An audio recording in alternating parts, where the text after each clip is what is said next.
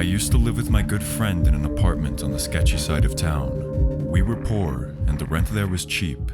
The area had its usual weirdos and creeps, and we had a few encounters with some of the crazier tenants in our complex, but nothing too scary. However, this one encounter definitely freaked us out the most.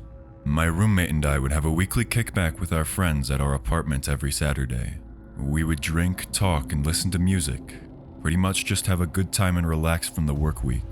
At around 3 a.m., the party died down and everyone got ready for bed. My roommate went to his room and my girlfriend and I went to ours. After laying down, I really wasn't tired at all because I still had a little buzz.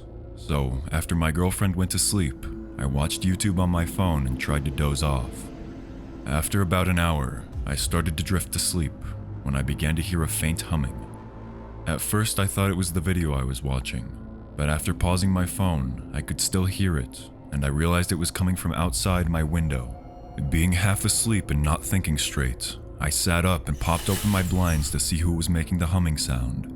I locked eyes with a creepy 400-something-pound old lady who was smiling back at me. I froze in fear looking at her. She stopped humming and just stared at me, smiling.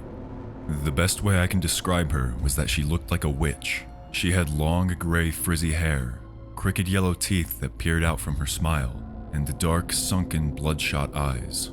She was no more than 3 feet away from me, separated by only the window. After about 10 seconds of staring, I finally realized the situation and jumped back onto my bed with the blinds snapping back into place behind me. I don't remember how long I sat there in silence, but it felt like hours. I was just looking at the blinds, not knowing what to do. Just as I started to calm down and process what happened, she started humming again, only louder. Scared out of my mind, I jumped out of my bed and grabbed the gun out of my nightstand. I know this sounds overdramatic and unnecessary, but I was terrified out of my mind, and I really didn't know what she was doing. All the commotion woke my girlfriend up, and she asked what I was doing. I shushed her and told her quietly that someone was outside the window, and then went into my living room to try and get a better look at the woman. After peering out the living room window, which was right next to mine on the same wall of the apartment, I couldn't see or hear anything. I finally decided to stop being a wuss and went out the front door to investigate, but she was gone, without a trace. I looked around a bit to see if I could see her on the street or on the other side of the complex, but she was nowhere to be found. I quickly made my way back inside to find that my friends were awake, as well as wondering what was going on, and my girlfriend was crying and freaked out. I told them everything that had happened, and needless to say, they were all pretty creeped out too. I don't think anyone slept for the rest of the night except for my roommate, who, the next morning, was shocked to hear about the events that had transpired. He recounted that a week or so earlier, he had heard someone humming outside of our apartment late at night, but he had just chalked it up to some kids being outside and never looked into it. For about a month or so after all this happened, I couldn't sleep for the life of me, constantly paranoid that she would come back. I developed a habit of pausing my video every once in a while just to listen and make sure. I also have an irrational fear of dark windows now. I'll close them as soon as possible if I can, and will be extremely uncomfortable until I do. The now dubbed witch woman never came back. We never heard or saw her ever again, but I will always remember her face, probably for as long as I live.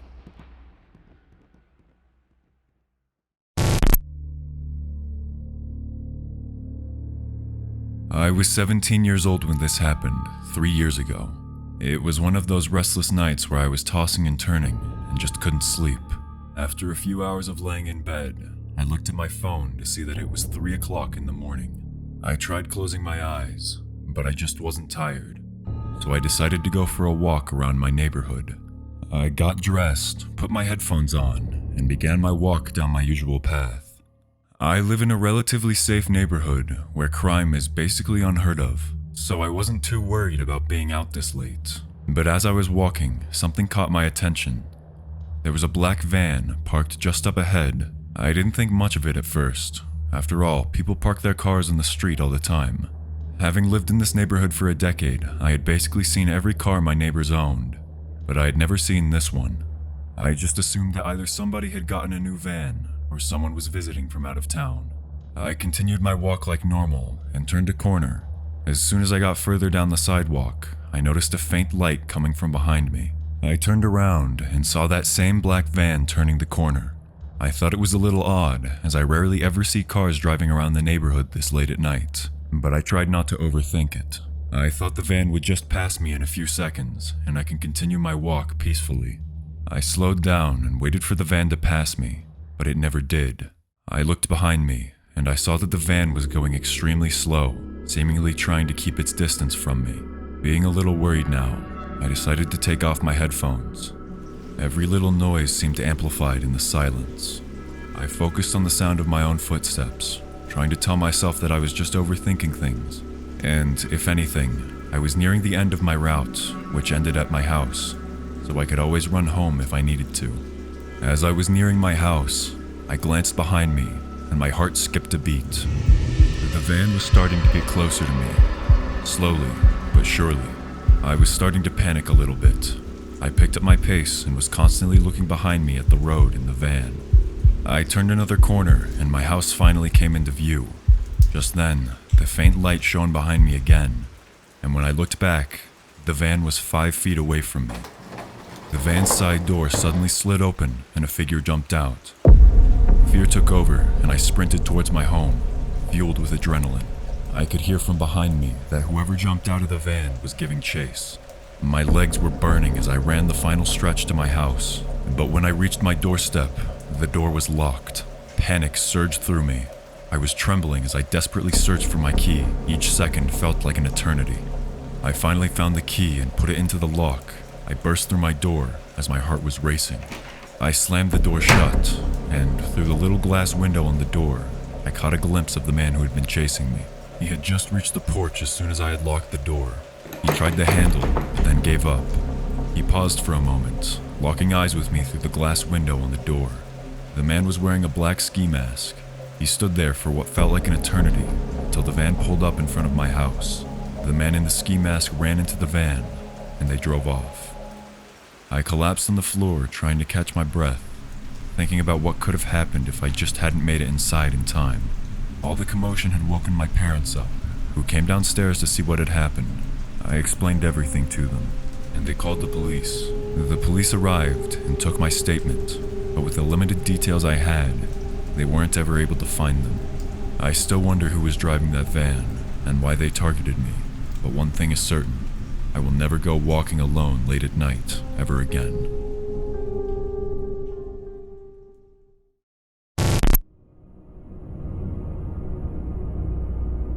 Three days ago, my wife and I were asleep in our bedroom.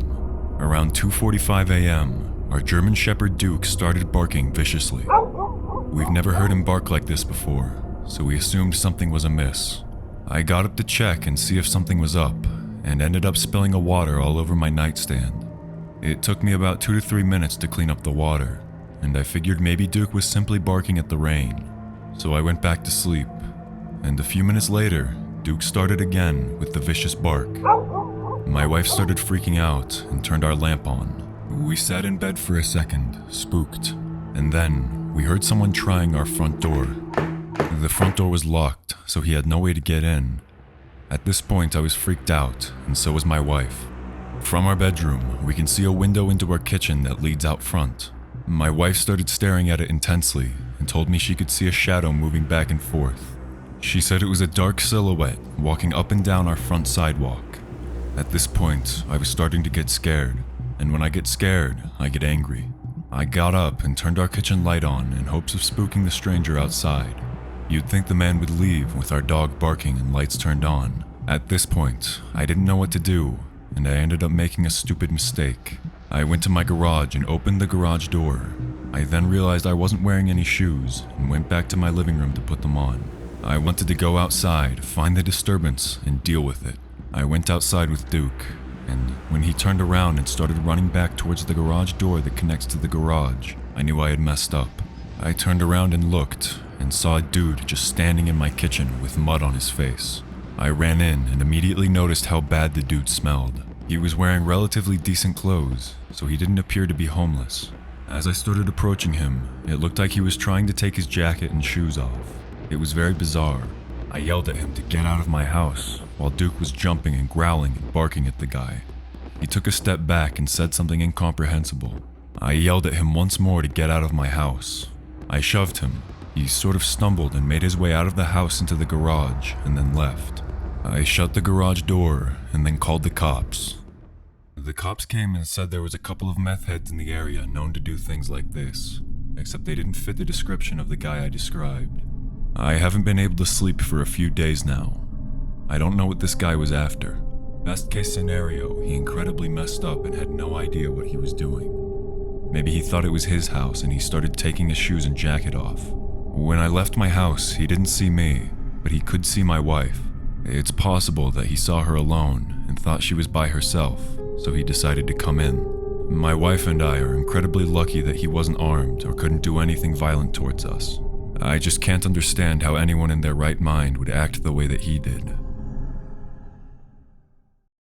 If you would like to submit your own true horror story, email it to stasis.submissions@gmail.com and watch this video for 3 true summer break horror stories.